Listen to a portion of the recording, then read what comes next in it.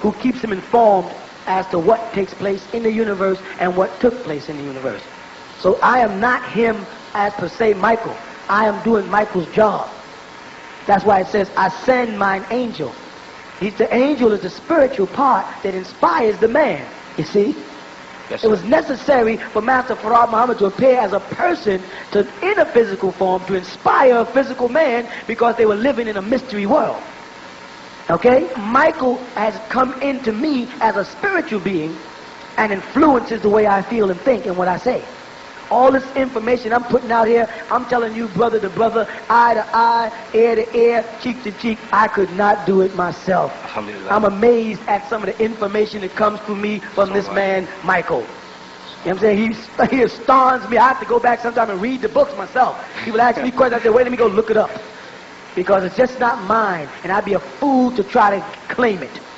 So Michael is moving through me to herald in the Messiah. You follow what I'm saying? Yes, sir. The initial question that I asked was that in the heavens, when you speak about it in Revelation, there was a war in the heavens. And from reading the doctrine, I thought I understood that there was a war prior to Iblis being brought amongst the seraphim. And I was confused as to how could they rebel if will came with Adam? Was this prior to the advent of Adam when the cherubim rebelled? Or was it with the advent of Adam and him teaching will to Iblis? It's who he rebelled to. You see, will is the right to make decisions. Half of 180 is 90. You follow what I'm saying? Yes, sir. So those angelic beings were making decisions, but none of their decisions was put before or questioning Allah's divinity or his purpose, because there was nothing in the heavens to question that. When Adam was promised into existence, which is in the book of the Suhuf, then they want to know, right, what is this kind of being? You follow? Prior to that, all they had was seraphims and cherubim. And both of these were broken up into races like we are today. But there was no spiritual competition. There was no reason to question the divine or the divine's purpose.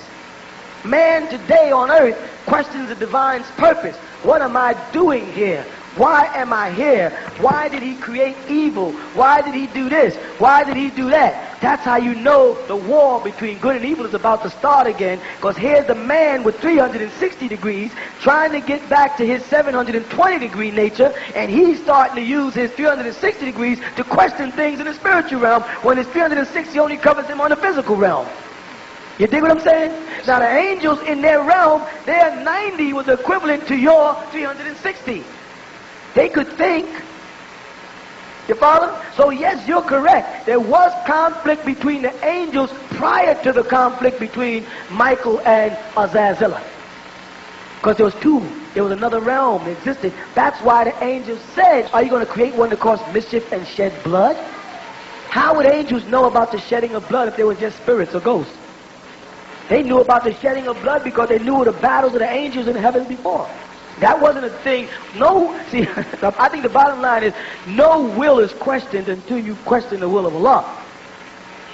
Inshallah, mashallah. No will is questioned. So when the angels made decisions in heaven, it didn't mean they could not think or make decisions to do or not to do. It meant they could not make decisions to do or not to do what Allah commands until the spark of the nature of man was created. And when it was created, anything created in the spiritual realm affects all spiritual beings. Do you understand? Yes, sir. So when the spiritual spark of Adam's nature was being created to incarnate physically, the angels were receiving that energy. It was in a realm. So then they said, well, who is that? Or what is that? And where is his destiny? Are you creating another Azazel, another cherub to rule? You follow that? And that was what they feared. So when they was told to prostrate before Adam, they were not rebelling merely against Adam. They were rebelling against Allah. Because the essence of the question is, check this now, and I've got to be careful with this because it's part of 360 again. Right?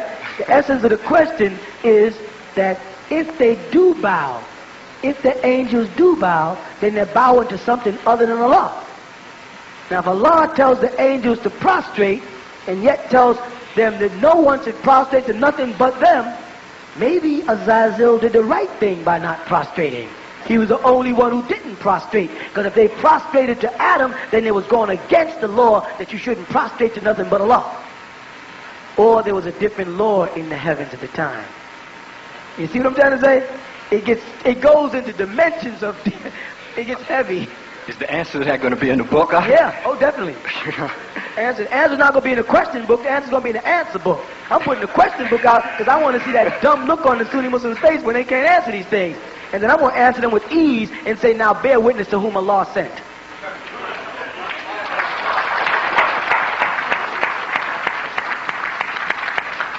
Thank you, brother. I just have one more question. The initial question was Michael asked to bow down also. Was he amongst those who was asked to bow down, or because of his 720 degrees of knowledge, was he exempt from that? No, Michael was not asked to bow down. Assalamu alaikum. I have a question about forgiveness. Who are we supposed to forgive, and how do we forgive what has happened to us? All right? We are not supposed to forgive anybody. Allah is the forgiver. The white man is a fool when he stands up and tells me to forgive everything he did to me. And if I did attempt to forgive him, I still would not forget it. Which means the moment I see traces of it pop up again, any form of racism, for instance, someone say, well, I don't have anything against colored people. Some of my best friends are colored. Immediately, they think they're saying, white people when they say that, they think they're complimenting you and they're really insulting you. You're not asked to forgive them. The Jews, and I'm quoting Minister Louis Farrakhan now, the Jews don't want no forgiveness from the Germans. They still hunting them down and doing to them what they accused them of doing to them, hanging them and burning them. They hung some guy who was almost 80 years old for their Holocaust.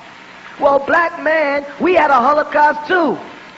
Millions of us died in the path between Africa, as they call it today, and America. Millions of black people died, man. And then when you got here, they sold you like a piece of meat. They separated your families. They molested and raped the women and the little girls to breed. And they made men who are of certain tribes breed with certain women so they can get bucks, as they call them. Big, strong niggas to work the field. And if any black man rebelled, they castrated him, or they hung him, or they beat him all throughout the South. And they formed an organization to enforce it, call it the KKK. And then the sheriff's department, to enforce, to hold back all the religious ones, they call them sheriffs, because the word sheriff is from the word Sharif, which is a noble family of the Prophet Muhammad. That was a special branch of officers that worked with the Klan and wore a 6-pointed star, and they call themselves the sheriff, short for Sharif. You understand? They are still beating us today, still shooting us dead and getting off like they ain't did nothing, still poisoning us, using us for operations to experiment with AIDS, experiment with syphilis, depriving us of our education. You know, it's so funny, the blacks went out their way in the 17th century to form a black lodge called the Prince Hall of Masons. And then when they brought all their minutes to them in London, they rejected it because they were niggas. You had to be an Anglo-Saxon Christian. You know, blacks, instead of telling them what to do with it, went off and formed their own lodge anyway, to want to be like white people. The Prince Hall Lodge is true. You know it is. What has the white man ever done for me and you but abused us? Come on, man. I want to know the truth. I had too many black people say, all white people ain't bad. All the bacteria and AIDS ain't bad. I'm not interested in all of it. I'm interested in the one that can kill me. So I'm not going to accept AIDS because all of the bacteria in AIDS is not bad. You're right. We might find one white good person. And we'll call him Cherub or Azazel. And we'll try to raise him amongst us like they did the New Kids on the Block. Raised amongst blacks. Their music produced by a black man, had black girlfriends, and then soon they got some authority, now they're white, the number one white group in America. just like Azazel, the angel, raised amongst us out of mercy. And what he do? Caused a war in the heaven and caused everybody to be cast to earth. And then a hell be created. No, we ain't supposed to forgive them no more than they want to forgive the Germans for what they say the Germans did to them. And no more should they expect the Japanese to forgive them for what they did to the Japanese. No, we ain't forgiving you. Because you don't even have enough, they don't have enough to say they're sorry for what they did to you. They give you February as Black History Month, and you bragging, and that's the shortest month in the year. I noticed that. They gave you the shortest month. And that 1 month out of the year, they're going to pretend they recognize our blackness. We ain't no 1 month people. We was on the planet before the white man fell out of us as a disease. Like Minister Louis Farrakhan said, we are their mothers and fathers. And then you better honor your mother and father so that your days may be long on this planet. Because we getting ready to spank you for all the devilishment you're doing like a parent does. And we're going to spank you with love because we're not as wicked as you are. We don't want to kill you. We don't want to hang you, and we can't castrate you. We don't want to do these things to you that you did to us. We just want you to either respect us or leave us alone. That's all, one or the other. Either respect us for who we are or leave us alone and let us build for ourselves. Let us reprove ourselves. Can y'all relate to that? Let us prove ourselves. Stop giving us your image of Negroes. All of us ain't no Rochester. All of us ain't no Sammy Davis Jr. All of us ain't no Ben Bereen. We ain't no tap dancers. We don't go around showing our teeth. We don't be flopping into watermelon rhymes. We are not like that. You just show the public what you want to see because you're afraid to show them the gods amongst this nation. But you're going to have to tent with the gods because the Nubian nation is on the rise.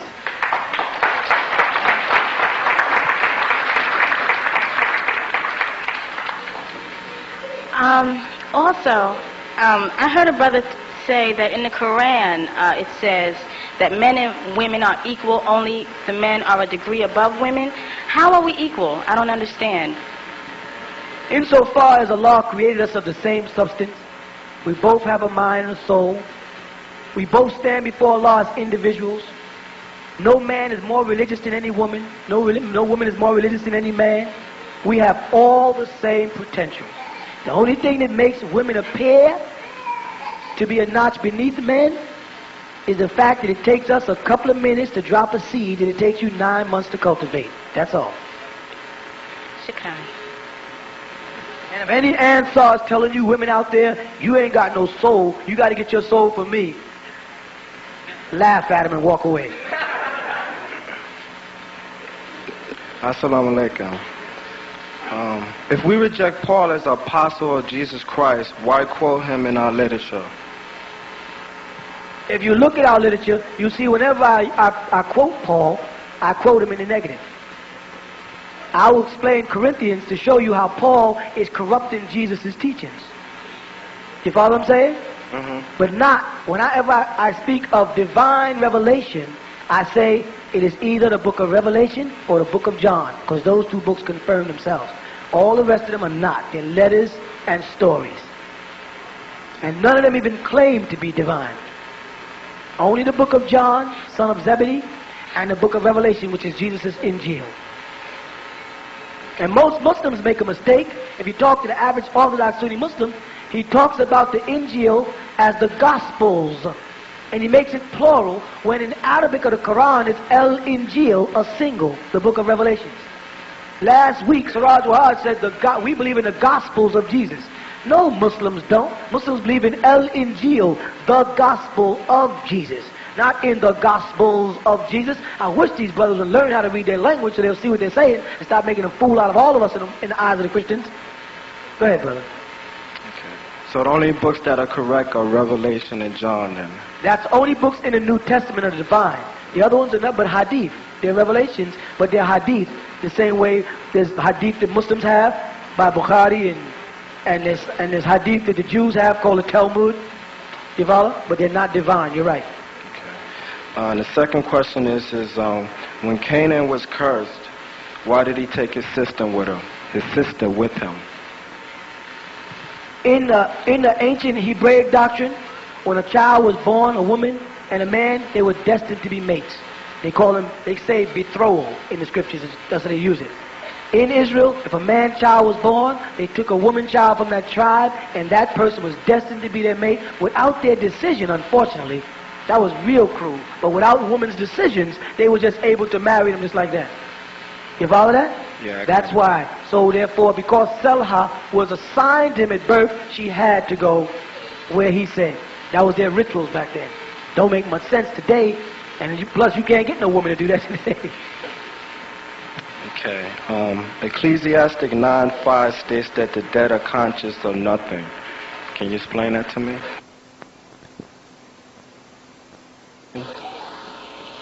Yes, because they speak about two types of death in the Bible, in the book of Revelations. Those that are resurrected from the dead and those that will stay dead. Now, what I mean by that is, righteous people know that they don't die. Righteous people know that their soul just goes from dimension to dimension. You follow that? Yeah, I got it. Evil people, their soul burns out. When your soul burns out, you're dead.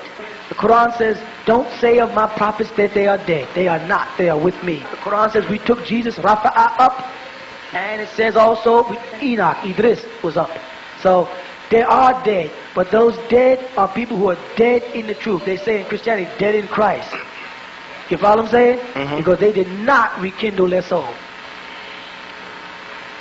You stated in your literature that even right now, if we have our physical bodies and our mind correct, we're able to go to those different planes. Am I right? Yes, you can. If you line up your spiritual body and your physical body, you will be able to make that. You will make that translation like Enoch did in the Bible. Okay, can a pale man do that? Yes, he can. That's a good question. Yes, he can. Only he goes to lower realms. There's upper realms and lower realms. There's Hades and there's Samawa. The devil in a spiritual form travels to lower realms where there's demons. He cannot go up where to the fourth, to Malakut, to the fourth realm where you can. He can astral project downward. Assalamu alaikum. I was ever since I read the book Science Creation, there's always been a question that bothered me, and your son Yaqub just brought up to mind when I was talking to him, and that was at the forming of Adam's body, when Allah subhanahu wa ta'ala told, I believe it was Jibril, to go down and collect, I believe, the substance to make it. And Jibril, you know, the substance pleaded with Jibril, no, and Allah sent Mikael. He did the same, and, you know, they didn't do it. And so Allah sent Exal down, and he did, you know, he did it. What Allah told him to do, he did it, bang. And he took the body form Adam. Now, when he did that, Allah told him, because he had no compassion for the forming of Adam's body, he shall be at the forefront of collecting souls. I wanted to know, was that a punishment, or was that, you know, good? No, because that was a manifestation of his nature, because Gabriel has been coming to earth repeatedly, and they refer to him as the angel of revelations. And Michael has been coming to the earth repeatedly because he is a defender of Tawheed. You follow what I'm saying? What happened is these angels were asked to do something that was not in their nature. Do you understand that? But this was before, wasn't this before anybody was on the earth? Yeah, it's not in their nature. This is what they were destined to be. Because their names tell you what they're destined to be. That's it. You see, Azazillah name means someone who rebels against something. Because man fears death. Jibril means someone who comes forth and brings something. You see that? Michael means, Mikael, one who can declare himself like Allah. Not who can declare himself like Allah, but tell me, who do you know is like Allah? So each one of those beings that was sent was a sign by Allah of what man would encounter after his creation. The angel of death, the angel of revelations, and the angel of defense. I see. So that was all set up. And the Allah, that's how he answers. I know what you know not. Everything Allah does has a meaning. Nothing is just done like we do things, and then we figure out later what we did. I know everything Allah does, everything the Heavenly Father does has a meaning. We cannot wrestle against it. Sometimes mortals don't understand it because it's above us, but that's all part of His being divine. And also, you say like before there was anything, Allah, there was a state of nothing, right? No, I didn't say that. I said He created a state of nothingness. Now watch this. Say, for instance, you're a potter. You make pots, plates, glasses, a potter. Now, when you make this cup, you're making this cup to fill it with coffee or tea or whatever you drink. Correct? No. Now, and let's make it very clear. We mean decaffeinated, because we don't want people to think I say go drink coffee and tea with your drugs. Okay? No, but seriously. Let's say you make this cup with the intention to drink water in it. No. When you create it, you create an absence of space, a nothingness. The area where the water is to go, when the cup is created, before you put the water in it, is creating what? Space, empty space. A state of nothingness. Right, yeah. And then once it is occupied or filled with water, it no longer becomes nothing, it becomes what? Something. Water, yeah. When Allah planned to create the creation, He created the state for which the creation could happen, where molecules could be drawn together, and explosions can take place, and cells can breathe, and germs can multiply. You understand that? No. That's what He did. First of all, they both are the same thing. It's just that when they break down an atom, it breaks down into molecules. An atom is a constructed amount of molecules moving at a specific speed, forming a certain amount of density. You follow that? No. So if you have a specific atom, let's say hydrogen or helium, Wow. you have to have two hydrogens revolving around a nuclei, which forms helium. As Right. you go up the scale of the elements, the amount of atoms and protons or neutrons revolving around, or electrons, moving around the center will determine their density. When you break it down, it breaks down into molecules. When you construct it as a number of molecules functioning, it becomes an atom. Okay? Shukran. Assalamu alaikum. How could Revelations chapter 10 verse 1 to 11 be talking about the Quran as a little book when it told Jesus not to copy down what the angel was saying because it was to be prophesied later, but he took the book by orders of the angel and ate it and was to prophesize it again? Because who was Jesus' father? Allah. No. I mean the angel. Angel who? Gabriel. And who brought the Prophet Muhammad the Quran on Laylatul Qadri? Angel Gabriel. See?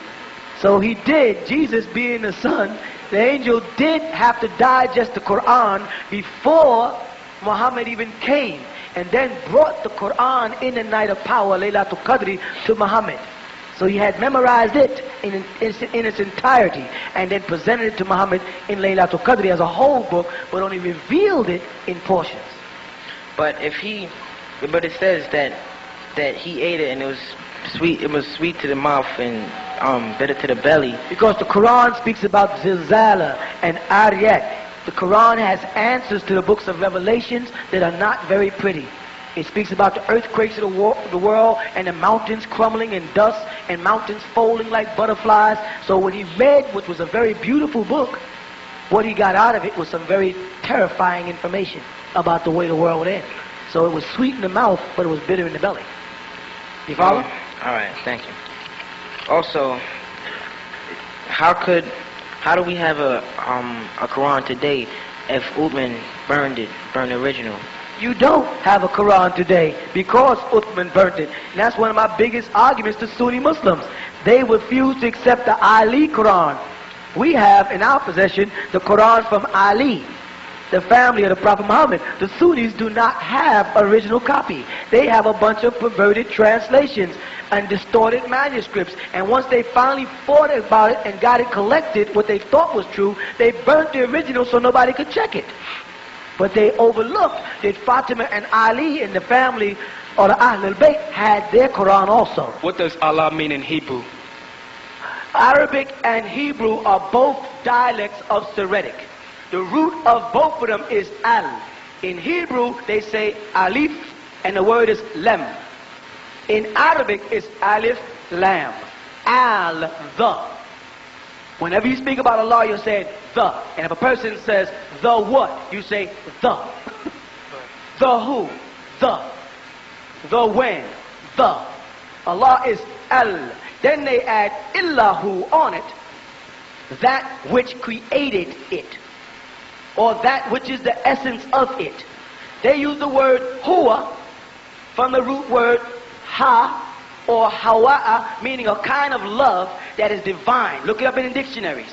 Or the word ha alif, meaning for me to present something to you. If I was going to give you something, I'd say ha, which is like here, take this. Not huna, like here, stand here, but ha. So when you put ha on al, you get the source of divine love that presented itself. And it presented himself by ruh, through nafakha, by breathing of his own self into you, which gave all human beings the attributes of ishq, called divine love. When it permeates from Allah, it comes down as something that man does not understand, the kind of emotion and concern that man does not understand. When it settles in man, it's known as ishq. When man tries to apply it, it's known as wood. When man does apply it, it's known as hib. Those are the dimensions of divine love incarnating as a part of the divine into you. Thus, your heart is painted over with the love of Allah. As mean as you try to be to white people, you really can't be. As tough as you want to be, if a white person falls in front of you, you'll help them up. They don't have that. You got to really become callous as a person not to help a white person, because black man, black woman, you have the spirit of the Most High moving into you. He breathed into you of his spirit and you became a living soul. So as tough as you try to be, you are as compassionate and merciful and forgiving and loving and kind as Allah subhanahu wa ta'ala is himself, because he moves through your very being. It's called soul. And the white people recognize it in you and say those are soul people. If you eat poison food, they call it soul food. And they have this, soul this. And in Latino, they say salsa this and salsa that. They know that that is the divine inside you moving, and they hate you for